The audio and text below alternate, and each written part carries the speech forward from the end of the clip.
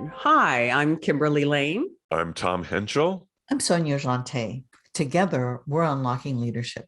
We are three experienced executive coaches with very different disciplines.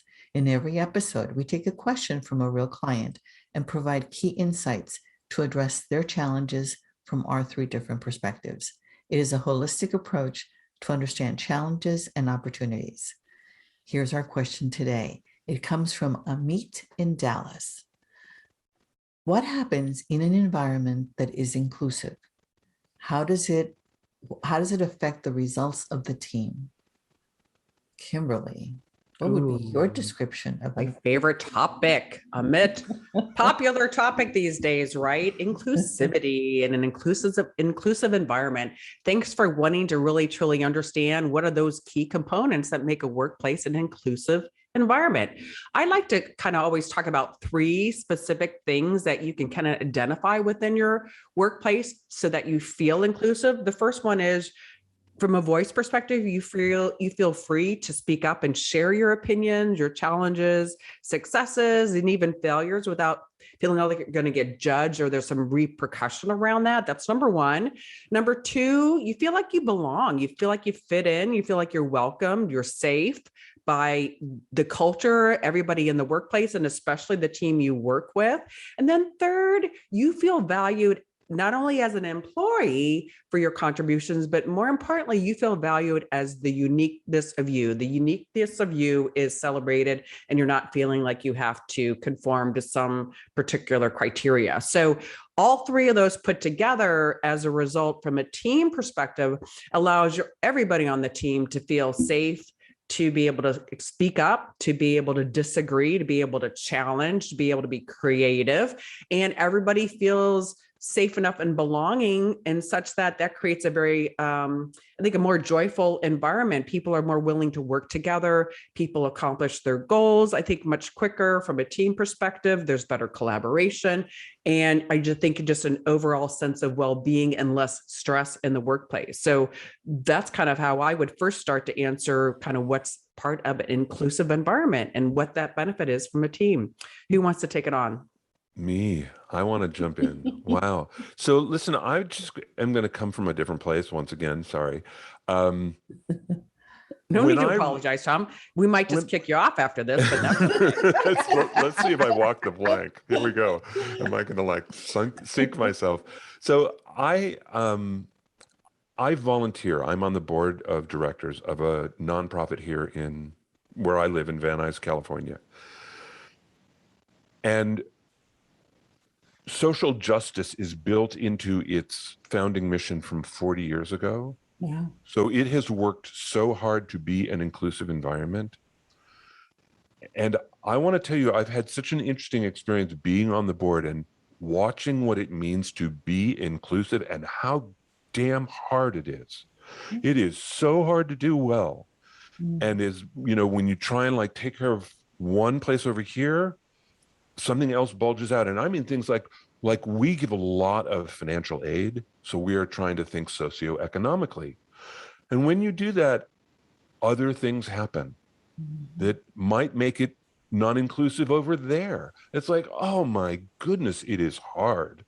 So I think, when Amit says what happens, I want to tell you the biggest thing that I see in this organization, because I think they're not perfect, but they've been thinking about it for 40 years. They're working on it, I think what happens is an ability, and you've said this in some way, Kimberly, an ability to talk about it as an issue. Mm-hmm. What do we want inclusivity to mean? I mean, and I'll just tell it in its simplest way. So in 2016, I worked with a tax group. They were 27, 28 people at that time.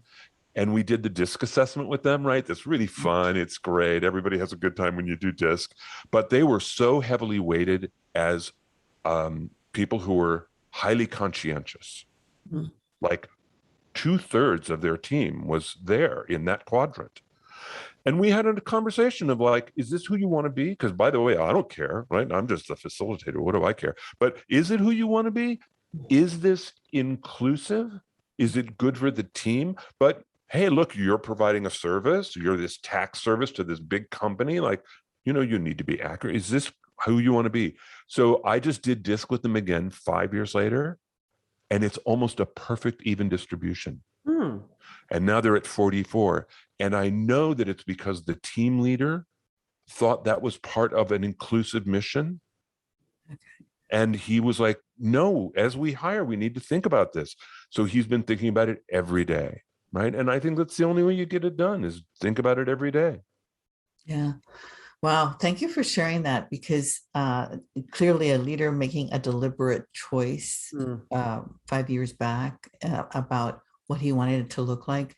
I've worked with some CEOs who've looked at the same thing in terms of their boards and who's on their boards to help them, if you will, have a better background and better thought partnership throughout their reign, if you will.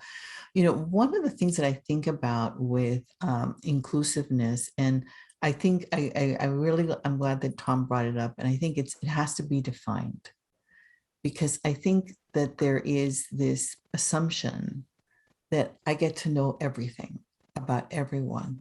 And that's like not possible. Even in your own family, you don't know everything about everyone. And you don't want to. But precisely. So I think that what matters in an inclusive environment is that there is, if you will, mission driven, that there is some goal that we're all aiming for, and we're all clear about that, so that we can, if you will, hold each other accountable, or make sure that we are out there gathering information, gathering resources to help accomplish that. I think that's important.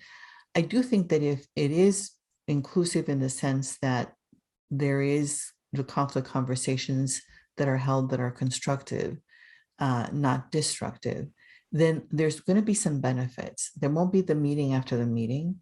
So Right. there should be some kind of time, your time utilization and your emotional utilization should be easier. So there should be probably less time to get to the core of the issue or to resolving something.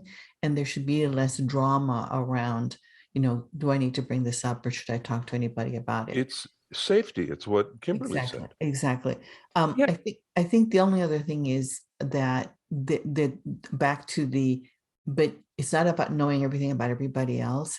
And therefore being able to, if you will, establish some ground rules about inclusivity within what we're doing, or our group, or our department, so that it allows for people understanding why there's going to be some things that are not shared with everyone because of timing, because of legal issues or whatever. So that, you know, back to expectations, manage your expectations, and therefore you can participate in a way that gives you as much benefit of being inclusive without dragging you all the way down into having to be, connected to every single thing with everybody. It's not possible. The personality styles that we have, the differences that we have as human beings, prevent us from actually all becoming the same. And so we have to be able to look at it as a balance. We're managing and mastering the balance of being in an environment that creates inclusivity.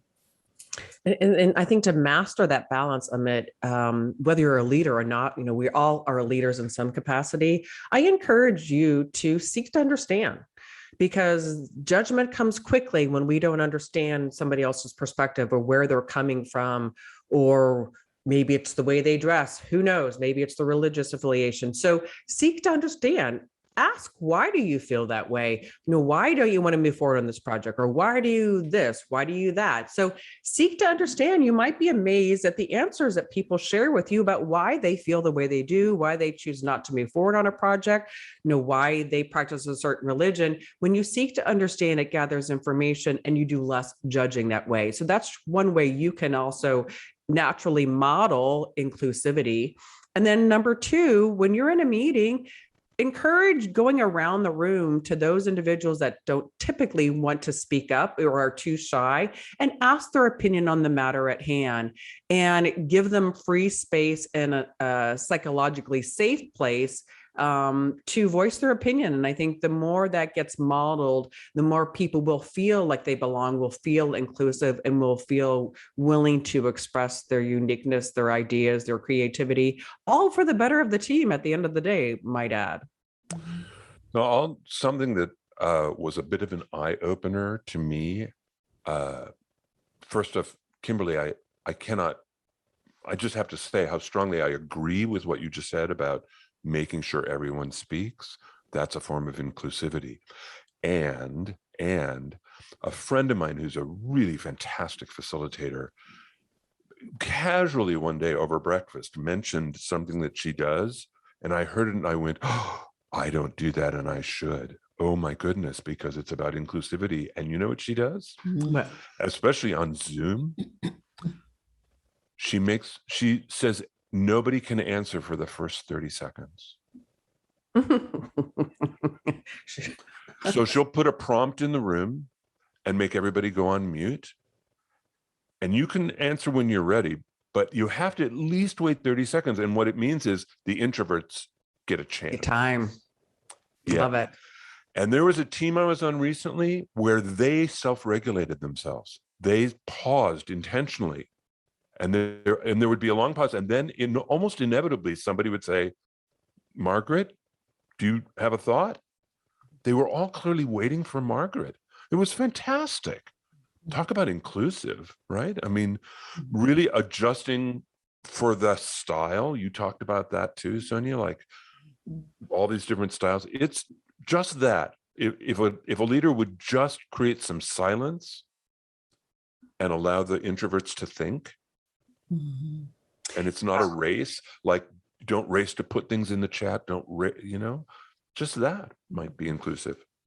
Another thing that I use that I think is very effective is to make sure that everybody gets a chance to speak and people get the advance notice. You're kind of, as you're talking, I might say, Sonia, I'm going to pass this over to you after I finish my thought, but here's what I think about that issue, blah, blah, blah, blah, blah. Sonia, what are your thoughts on why inclusivity is so important in the workplace, and restating the question again so that in case they checked out, but as soon as they heard their name, Sonia's already, oh, I'm up next. I've got to start putting together my thoughts, and then restating the question helps her again. Am I on point? So I think that, there's a lot of dynamics in including people on a Zoom, powerful tools to set people up for success. That's what you're trying to do, right? I love that, Kimberly. The way I hear that done, and really, I really admire it because it doesn't occur to me in the moment, is, they'll say something like, and Kimberly, I really want to hear your idea about this too, blah, blah, blah, blah, blah, right? Exactly. So it's like, it's a great cue, and so I love that. Great idea. Yeah, I have just two small things to add. And one is, when we were meeting in person way back when, there was a meeting I attended, and the facilitator started off the meeting by saying, we're going to do something that will unify all of us. And I was like, oh, really? And she said, I want everybody to just say, and she said, I just want you to do it. We're going to do it for just 1 minute, and then, we'll start the meeting.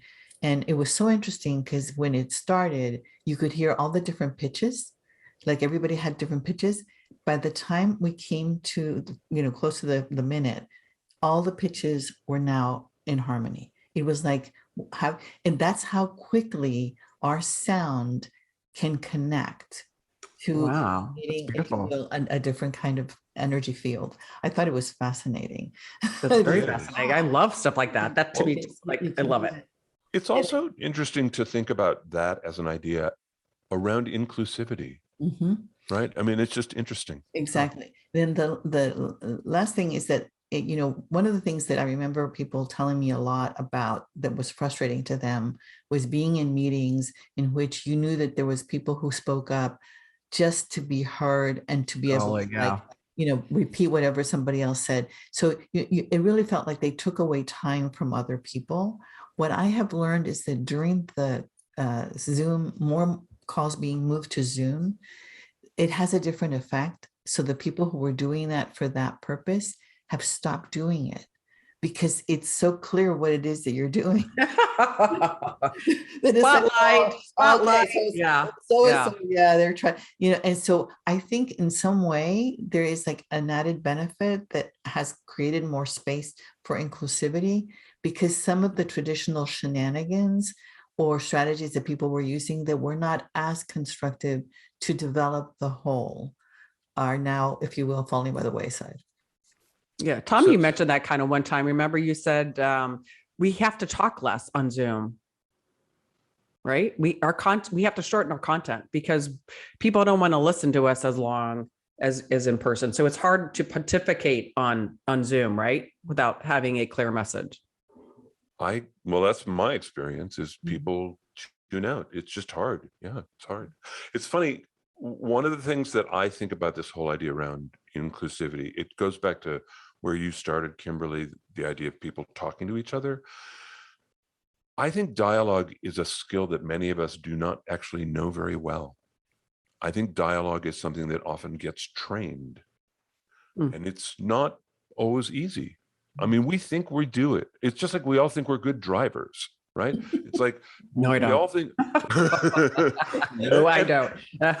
And most everybody goes, yeah, and I'm a pretty good listener, right? I mean, like dialogue skills are trainable and learnable. And for somebody like Amit, the way the question is posed is what happens in those environments?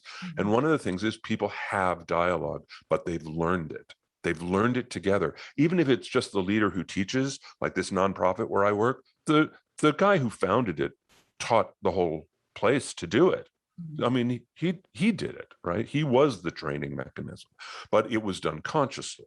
And I think that's part of the idea is that inclusivity, I think it doesn't happen by accident. Oh, that's for sure. You do have to be really aware and almost self-regulating. Was I being judgmental in the way I responded to Brian's question or Mitt's question, right? I mean, you have to be self-regulating, especially in this environment, to really make sure that you're not being biased and you're being inclusive. Well, and also, I mean, think about how impossible this bar is. Where do we end? Like, really, what does inclusive mean? Does it mean we would like to hire felons? And we go after that by, we would like to hire people with handicaps? I mean, and by the way, I'm not making this as a joke. I'm saying many companies don't ask what inclusive really means. It goes back to that idea of defining it that you talked about, Sonia. So yeah, this is complex. And by the way, here we are, three white people with privilege, talking about inclusivity, right? I mean, I think we help facilitate it, but this is not an issue that hits us in a particular way. I think we tend to be included. At least I do as a white male. I think that. Maybe you don't think that. I don't know. The only thing I want to clarify is I've always been thought of as a woman of color. Well, I don't think of you that way. Sorry. So I'm like impressed. Oh my gosh. I've always thought of you. I don't think of you as a woman of color. And I don't know if that's a bad thing, but I mean, I've known you a long time. It's not how you were filed in my head. Okay. I'm just No, but look, for some people, it would be hurtful. And it would be unintentionally uninclusive. And I would not have meant it. And I would have screwed that moment up. And that's possible. That's what happens. Yeah. So the only thing I do want to say is in today's environment, I think we have to have thicker skin. We absolutely cannot be taking so many things and assuming the worst. Yeah. Go back to the time when we actually assumed the best and we actually had thicker skin. That would be my. Yeah.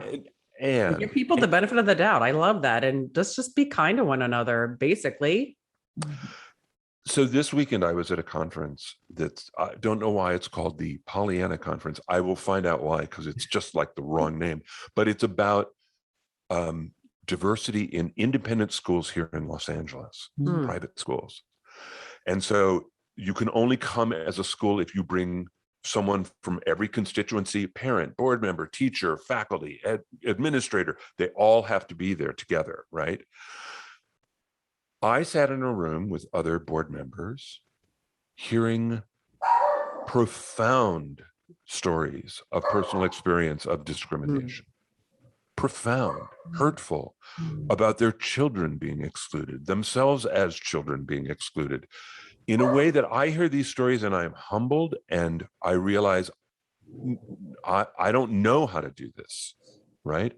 And so here we are responding to Amit in a way about inclusivity as we think of it, but I'm also aware that I am an amateur. I am not the expert on this.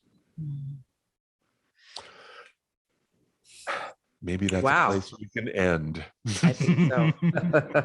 So I'm going to say, Amit, thank you for bringing it up. We're so grateful to all of you who send us questions. Thank you so much. And I hope you got some tools. I did, frankly. It was great listening to you. Our listeners, we hope you get value. That's why we do this. If you do get value, like us, share us. You know how to make us visible. Help us out. Write a review. Subscribe to our YouTube channel. And really, most importantly, we would like to be of service to you. If you have a question for us, if we can help you in any way, please contact us. The information's in the show notes.